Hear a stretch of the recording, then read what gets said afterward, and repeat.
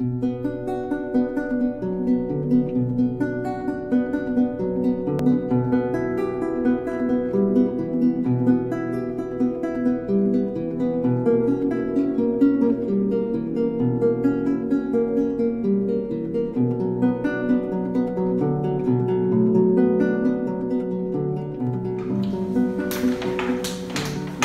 merde. Ah, les pastilles. Ouais, alors bouge pas. Ouais, je bouge pas. Appelle l'ascenseur Il est appelé. et tu bloques la pompe. Ouais. Et tu bloques. Ah ouais, c'est bloqué. Voir un peu.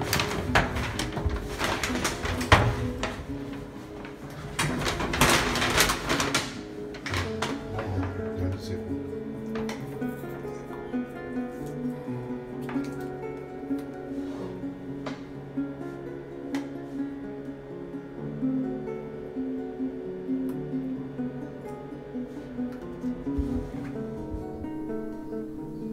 Alors, aujourd'hui, j'ai l'opportunité de vous faire un nouveau portrait, le portrait du jour, des histoires de vie. Alors, c'est loin d'être ordinaire à chaque fois, c'est ce qui permet d'être une chose juste merveilleuse à écouter, à être racontée et vue.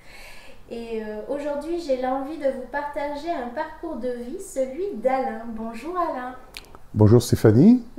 Je suis contente que tu me permettes de pouvoir t'interviewer. Bah, écoute, moi je suis content aussi, mais c'est dans l'intention de témoigner auprès des futures personnes qui me regarderont, qui m'écouteront. Voilà. Alors c'est un interview où on va commencer une première partie où on va parler du handicap et du handicap dans ta vie. Ma première question, elle est toute simple. Comment est arrivée ta cécité? Alors, je suis atteint d'une rétinopathie pigmentaire ou rétinite pigmentaire. C'est une maladie orpheline, donc ça fait partie des maladies auxquelles on fait allusion, par exemple, à l'émission Le Téléthon, d'accord, comme la mucoviscidose. C'est-à-dire, c'est une maladie génétique, on est avec, quoi. Hein, voilà. Et c'est une maladie évolutive, d'accord. D'accord, donc j'ai constaté les premiers symptômes à l'adolescence. Voilà, je me cognais alors que je n'aurais pas dû. Et ça a agacé mon entourage, donc je suis allé voir un ophtalmo qui a de suite diagnostiqué la maladie, voilà. Un coup de massue sur la tête. Hein. Et du coup, c'était arrivé sur plusieurs stades alors? Voilà, c'est une maladie évolutive, c'est-à-dire que donc c'est une maladie un peu compliquée, plusieurs symptômes, donc une agression de la lumière, on est très sensible à la lumière, au soleil. On a le champ visuel qui est rétréci, soit centralement, soit latéralement. Moi, ça a été une façon latérale. Puis bon, c'est la rétine qui meurt petit à petit. Donc voilà, un jour j'ai plus vu les couleurs, puis un jour j'ai vu que des formes devant moi, et puis un jour j'ai plus vu rien du tout. C'est actuellement, je suis au bout et je vois que du blanc ou du noir. Et c'est même pas fonction du jour et de la nuit.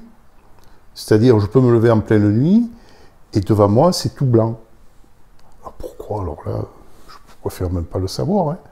Mais c'est joli. Puisque vous voyez du noir, moi je vois du blanc des fois que je me lève. Voilà. Donc, écoute, ça ne va pas empêcher de mener une vie quasi normale jusqu'à l'âge de, disons, 45 ans. J'ai conduit, j'ai eu un travail, etc. etc. Voilà. Ça veut dire quoi être non-voyant? Ça veut dire déjà être isolé par rapport au reste de la société. D'accord. Ça veut dire apprendre la solitude. Si on est prédisposé à ça, bon, ça passe. Mais sinon, c'est un problème quotidien. C'est-à-dire que, en fonction du lieu où je me trouve, c'est tout à fait différent. C'est-à-dire que l'espace, pour moi, tant que je ne l'ai pas étudié avec ma canne, je suis perdu. D'accord? Je suis obligé de faire appel à quelqu'un. Par contre, si j'ai appris le parcours, comme je fais quand je sors d'ici, de cet appartement, j'ai un circuit que je fais tout seul. Mais ça, c'est du travail. Tout ce que fait un aveugle, dans la vie quotidienne, dans les gestes quotidiens, c'est du travail. Il n'y a pas de secret, c'est pas un don, d'accord? C'est pas... voilà. C'est du travail, tout simplement. Apprendre à se servir d'un téléphone, l'informatique, faire le ménage, etc., etc. Tout ça, c'est du travail. Voilà. Ça, c'est vraiment...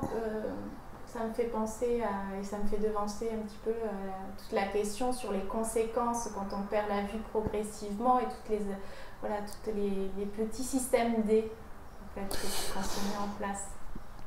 C'est-à-dire, on trouve des parades. L'homme s'adaptait, il n'y a pas à tortiller. S'il ne se laisse pas aller, il s'adapte à toutes les situations. Hein. Vous avez qu'à, je ne sais pas moi, isoler quelqu'un dans la jungle. Bon, s'il a un peu des brouillards, il peut survivre. Bon, peut-être pas indéfiniment. Disons que voilà, hein, c'est tout. On adapte son entourage, son environnement à son handicap, c'est tout. Voilà, il faut trouver des astuces, et puis il y a ce qu'on appelle le matériel spécialisé, d'accord? Par exemple, j'ai un téléphone que je peux montrer. Pardon, il faut que je trouve, voilà. Voilà, c'est un téléphone portable. Donc, comme on le voit sous l'écran, il y a un clavier physique qui est celui que l'on trouve sur un téléphone fixe. Hein. D'accord? Voilà. Et il est vocalisé. Appareil déverrouillé. Voilà. D'accord? 13h13, vendredi, application, contact. Voilà. Donc, je le remets en veille. Hein. Voilà. Donc, on peut voir là, si c'est possible, le clavier de mon ordinateur, dont je l'ai adapté avec des picots, donc sur les lettres principales. Ah oui, on voit en fait les petits picots qui... C'est ça, d'accord?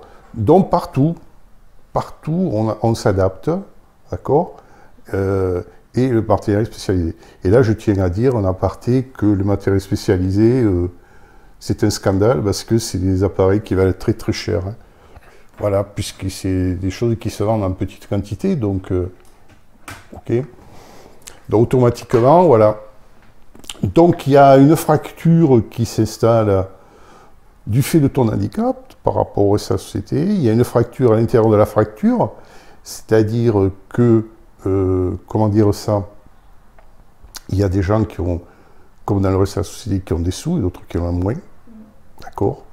Donc on retrouve la fracture sociale à ce niveau-là. Et il y a une fracture que moi j'ai subie du fait de mon installation dans cet appartement et dans cette ville, c'est-à-dire que bon, c'est la principale ville du département, mais il n'y a aucune association d'aveugles. C'est-à-dire, en France, il y a 3 associations principales. Hein. Il y a l'AVH, l'Association Valentin à Huy, il y a l'UNADEV, qui est à Bordeaux, l'Union nationale des aveugles et des déficients visuels, et il y a la Fédération des aveugles de France, la FAF, voilà. D'accord? Et il n'y a pas d'antenne sur la localité où j'habite. Ça veut dire que j'ai trouvé la formule pour imaginer ça. Il y a l'aveugle des villes et l'aveugle des champs. C'est-à-dire que voilà, il y a des fractures à l'intérieur des fractures, si on peut imaginer ça comme ça. Voilà. Et donc, c'est un truc que je subis, j'emploie le terme adéquat et volontairement, parce que c'est des choses qu'on n'a pas choisies. On n'a pas choisi son handicap, on n'a pas choisi là où on réside, etc., etc. D'accord? Donc, Et ce sont des choses que ces 3 associations que je viens de citer n'appréhendent pas, quoi, ou si peu. Donc, voilà.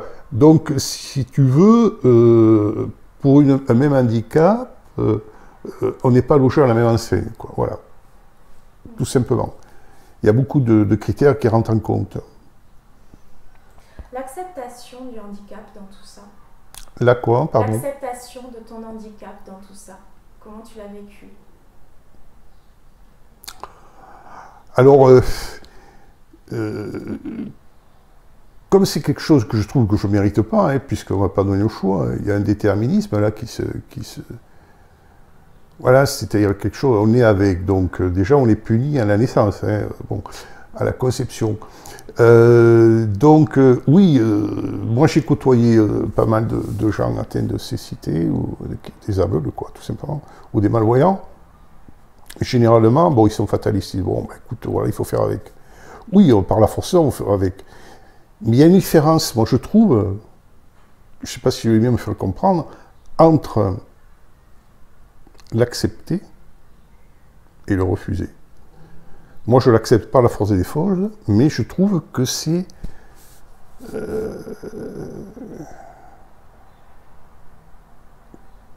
Comment pour expliquer ça à des gens qui ne le vivent pas, c'est compliqué.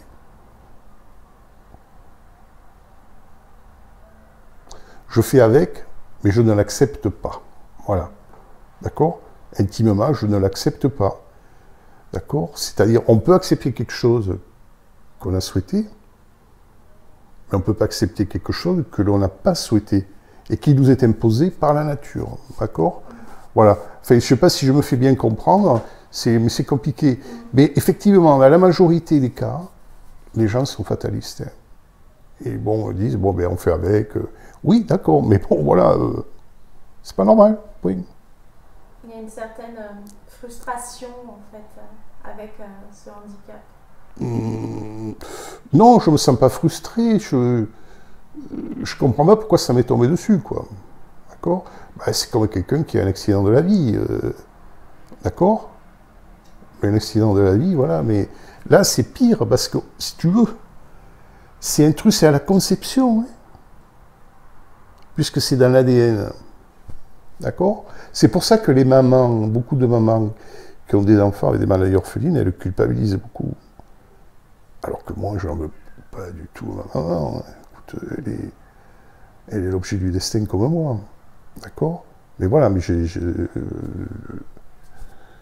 de par mon expérience de vie, j'ai vite vu que les mamans, voilà, elles sont...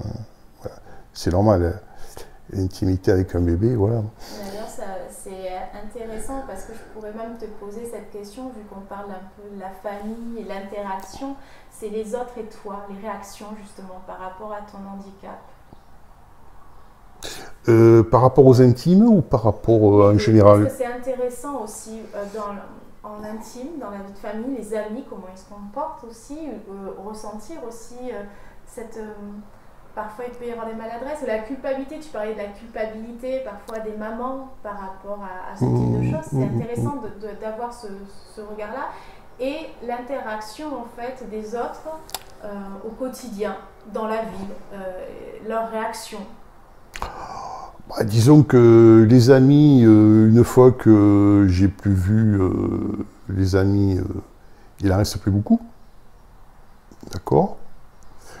La réaction des amis, c'est, pour donner un exemple, c'est écoute, bon, mais écoute, si tu as besoin de nous, on est là, t'affole pas, tu ne seras pas tombé. Puis le jour où tu les prends au mot, ils trouvent une excuse, une réunion, une maladie, les gosses, ça fait le boulot, on fait voilà. Donc, ouais. Après, dans la rue, autour de moi, c'est difficile à capter. Puisque du fait de ne pas voir, on ne voit pas la réaction des gens. D'accord? On peut sentir un aura, voilà, des gens s'écartent, peut-être par sympathie, mais le fait de s'écarter, si tu veux, ça peut être pris à double sens. C'est-à-dire se débarrasser du problème, vite, passons à autre chose. ou simplement, ben, on lui fait de la place parce que c'est un monsieur handicapé, il a besoin de place, voilà. D'accord? Voilà, c'est complexe, c'est complexe. Les intimes, s'ils sont physiquement pas loin de toi, parce que les familles s'éclatent, la mobilité, etc. Moi, j'ai une maman formidable. Je n'aurais jamais vécu ça plus sereinement si elle n'avait pas été là. Voilà. C'est la première personne que je dois remercier. Et donc, ça apprend, si tu veux, à se prendre en charge soi-même. D'accord? Voilà. Ouais. Mais sinon, les gens, au mieux, c'est la sympathie, le mot de sympathie, au pire, c'est les différences, quoi. Bon, ils ont leurs propres problèmes, des fois leur propre handicap, et voilà. Quelles sont les questions qu'on te pose en général sur ta cécité? Oh ben, écoute, oui, est-ce que vous êtes complètement aveugle? Et pourquoi vous êtes aveugle? Est-ce que c'est l'accident? Est-ce que c'est de naissance? Et comment vous faites dans la vie? Voilà, c'est sûr que c'est pas facile à visualiser quelqu'un quand il est tout seul, comment il se débrouille dans son intérieur. D'accord, voilà, est-ce qu'il fait son manger, est-ce qu'il fait son ménage, voilà, c'est... oui, je me mets à leur place, hein. Je me mets à leur place, mais je leur réponds que c'est comme beaucoup de choses, c'est du travail, c'est un travail, c'est tout. Voilà, il ne faut pas se laisser aller et prendre le taureau par les cornes, et voilà, il faut travailler. Personnellement, j'ai fait un séjour de 6 mois dans une institution spécialisée à Nîmes, qui s'appelle la Ramave. Donc c'est comment dire, une institution qui est là pour faire une réadaptation, justement, pour les gens qui le désirent, dont ils mettent à la disposition des professionnels dans tous les domaines. Pour les gens qui ont encore un peu de vue, il y a l'orthoptiste, il y a pour apprendre le bras, comment faire la cuisine, qu'est-ce qu'il y avait encore? Que je ne dise pas de bêtises, il y avait la psychomotricité, c'est-à-dire déplacement dans l'espace, l'informatique, l'équithérapie. Moi j'avais une ergo formidable, Tiffaine, qui m'a appris beaucoup de choses, me débrouiller avec l'argent, me débrouiller avec un téléphone portable, voilà. Donc, et après, il y avait un gros morceau, c'est... j'avais une technicienne à locomotion. Ces métiers particuliers, c'est la personne qui apprend à se déplacer avec une canne blanche, voilà, dans n'importe quel milieu. Ok? Donc, j'ai passé 6 mois, j'ai travaillé, et ça m'a permis de perfectionner mes techniques, mon autonomie. Voilà. Quelle a été la chose la plus difficile à apprendre?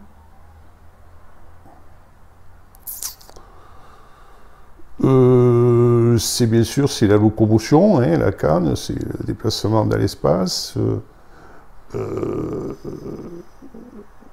Et ce qu'il y a, c'est, si on ne parle pas de technique, c'est apprendre à vivre seul, la plupart du temps.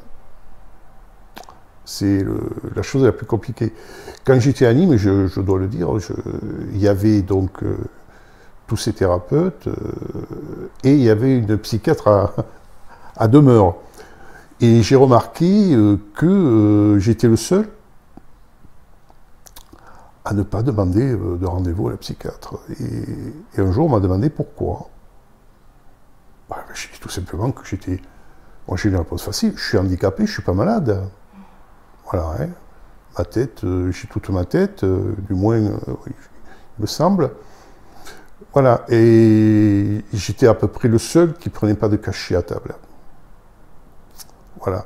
Donc, il y a beaucoup de personnes mal ou non-voyantes qui ont des problèmes voilà, bon, psychologiques, hein, ça c'est évident. C'est évident, voilà, parce qu'on n'est pas égaux devant cet handicap. Voilà, ça dépend des personnalités, c'est plurifactoriel, ça dépend de l'éducation, ça dépend du milieu, ça dépend de beaucoup de choses. Ça dépend de l'intelligence de la personne aussi, voilà. Voilà. Une personne devant cette maladie n'est pas... On n'a pas le même parcours, tout simplement. Les parcours de vie, c'est individualisé. C'est pour ça que dans cette institution, si tu veux, les programmes sont individualisés. D'accord ? On ne fait pas la canne ensemble, non. Toutes les heures, tu changes, voilà, tu passes de salle en salle, tu vas dehors. Voilà. Ça m'amène à cette deuxième partie d'interview que j'ai intitulée Sagesse et cécité. J'aimerais aborder en fait avec toi une chose, c'est on ouvre un petit peu les yeux avec parfois malgré soi, malgré les expériences sur ce qui fait sens dans son existence. Quelle est ta réflexion du coup sur la vie? Oula. Ça c'est une question compliquée, c'est difficile. Disons que j'essaie de simplifier les choses, d'accord, puisque il y a beaucoup de choses dans ma vie qui font que beaucoup de gestes qui sont complexes, d'accord. Devant l'informatique, devant mon téléphone, enfin, quand je fais mon ménage, etc., etc. Pour le reste, la vie intellectuelle, j'essaie de simplifier, c'est-à-dire que j'ai fait des choix d'intérêt, quoi. Hein. C'est-à-dire, bon, je m'intéresse beaucoup à l'histoire, je m'intéresse beaucoup, j'écoute beaucoup de musique, j'écoute beaucoup de livres audio, d'accord, dans tous les domaines, surtout les polars. Ça, c'est depuis l'adolescence. Hein. Quand j'avais les livres en noir, voilà, je lisais beaucoup de polars. Donc j'essaie de serrer les choses, voilà, et de ne pas m'égayer sur plein de choses. Je pense que c'est un défaut de l'époque actuelle, c'est que les gens veulent faire beaucoup de choses. Quand on fait trop de choses, on les fait au détriment des choses. Voilà. C'est bon, c'est un peu l'expérience de la vie qui fait que voilà, on adopte, on s'adapte, on adopte ouais, certains chemins et pas d'autres. Il faut aller à l'essentiel, parce que la vie est courte, hein, c'est une banalité de le dire, mais c'est vrai. Plus on vieillit, plus on s'en aperçoit.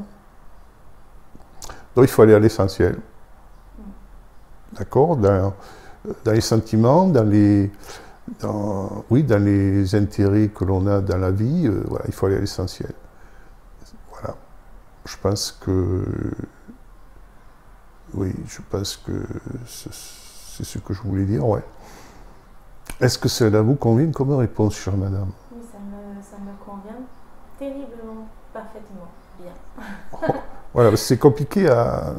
Oui, mais tu as dit une des choses essentielles, c'est la simplicité et aller à l'essentiel. Ça, c'est une réflexion sur la vie, en fait. D'ailleurs, avec ce qui t'est arrivé, cette maladie, ta sensibilité, ta passion, tiens, c'est marrant, ta passion intellectuelle, j'avais envie de dire, mais bon, calme-là, cette pensée singulière aussi qui fait ta particularité.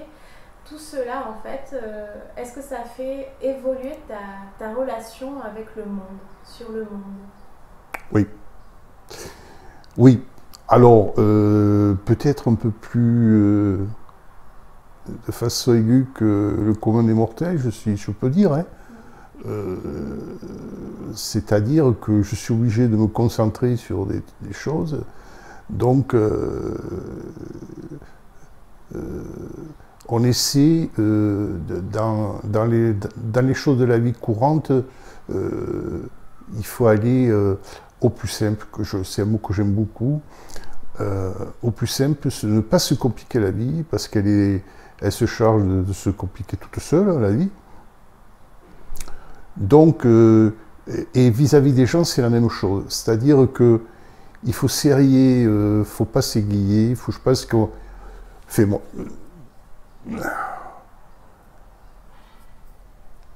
Il faut avoir des relations plus profondes avec le moins de personnes possible. D'accord?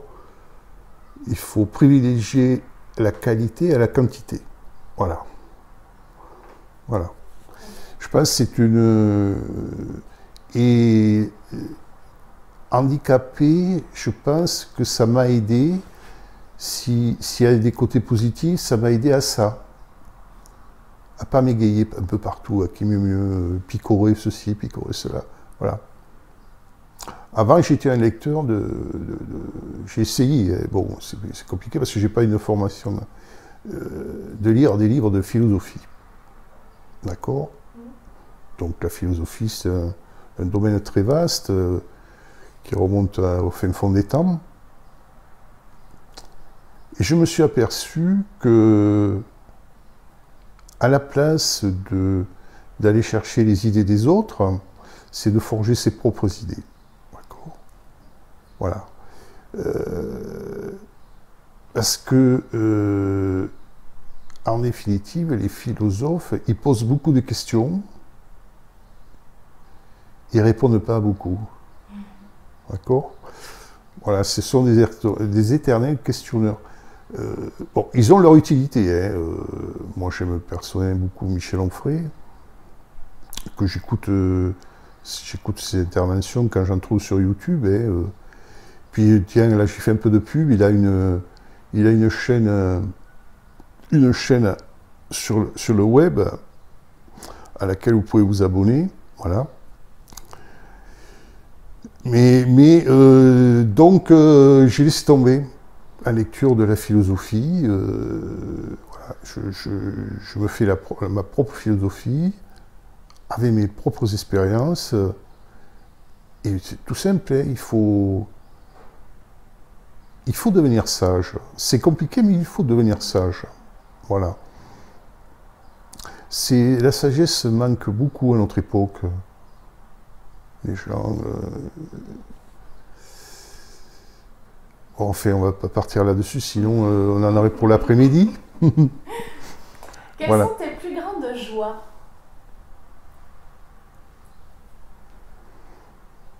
Ben, je pense que c'est les rencontres. Et tu en fais partie. Voilà, je pense que dans la vie, c'est les rencontres. Bonnes ou mauvaises, hein, puisque les mauvaises, ça fait partie de la vie. Je pense que c'est ça. Ouais. Ça, la lecture, je pense, c'est ce que je regrette le plus par rapport à mon handicap. Parce que les livres audio ne remplacent pas l'écrit. D'accord? Ça ne s'imprime pas pareil dans ton cerveau. De regarder des lignes ou d'écouter, d'accord, même si c'est bien enregistré, etc. Voilà.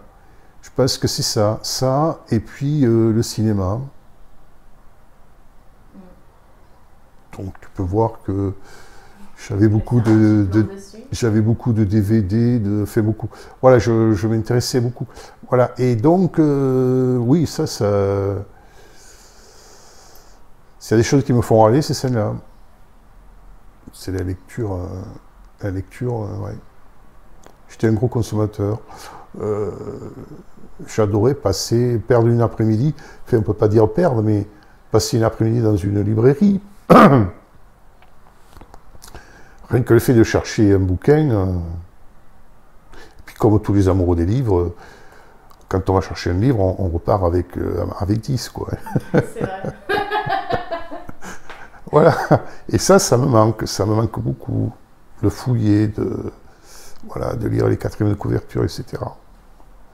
Si j'ai des regrets, c'est cela, c'est ça. Et puis, c'est de pas pouvoir regarder les jeunes filles à la terrasse d'un café quand le printemps arrive. Voilà, ça aussi, ça me manque. Hop, je vais me rapprocher, je vais m'asseoir à côté de toi. Et hop, je vais t'amener à tirer 3 petits papiers. Ce sont mes questions du bonheur, j'appelle ça. Et je vais les lire et tu vas me répondre. Donc tu touilles, vas-y. Hop. Vas-y. Hop, je vais Voilà. déplier. Je vais te poser ma question du bonheur. Alors c'est marrant parce que c'est une question, je me suis dit j'aimerais bien lui poser et en fait c'est une question que tu as tirée que je voulais te poser, c'est énorme. Ça c'est de la Stéphanie, ça, punaise, tout pur. J'adore. Alors quel est ton but, Alain? Mon but? Ouais, ton but dans la vie. Waouh! Oh, mais je vais faire la Pyrodac. Non, monsieur, c'est trop complexe, c'est des buts...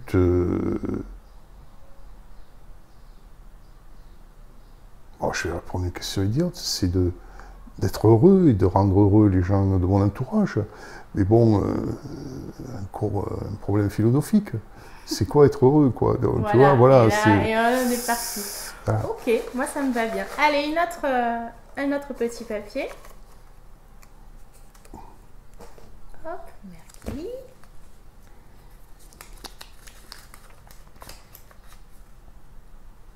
Alors, c'est marqué « Qu'ai-je besoin de dire que les autres ne disent pas ?»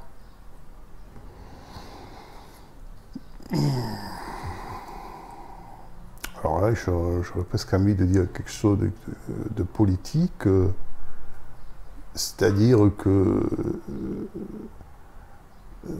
j'irai à contre-courant de la majorité des gens, c'est-à-dire que de par mon handicap, j'ai été obligé d'adopter, même si ça cadrait bien avec le personnage, un certain train de vie, c'est-à-dire que dans la rue, ben bon, je vais doucement, d'accord? Et je me suis aperçu que les gens allaient vite. Alors, ils vont vers quoi? Je ne sais pas. Quel est leur but, justement? Et j'ai horreur de la vitesse, dans tous les domaines, d'accord?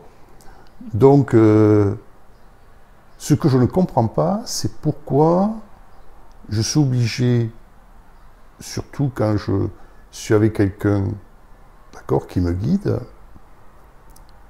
de me mettre en accord avec ses pas, d'accord? Alors pourquoi c'est pas le contraire? D'accord? Le truc normal, c'est d'aller vite, quoi. Et ça, j'ai horreur. Dans tous les domaines, moi, voilà, je suis quelqu'un de réfléchi, okay? Et donc, j'ai envie de dire ça. Bon, alors on me répondra que c'est le mode de vie de maintenant, oui, mais le mode de vie, on le subit, ou on veut le changer. Voilà, voilà ma réponse. Voilà, c'est parfait. J'aime beaucoup. Allez, dernière petite question.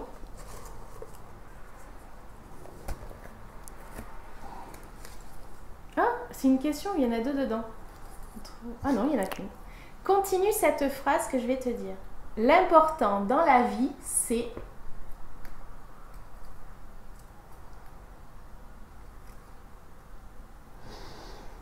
Compliqué ça.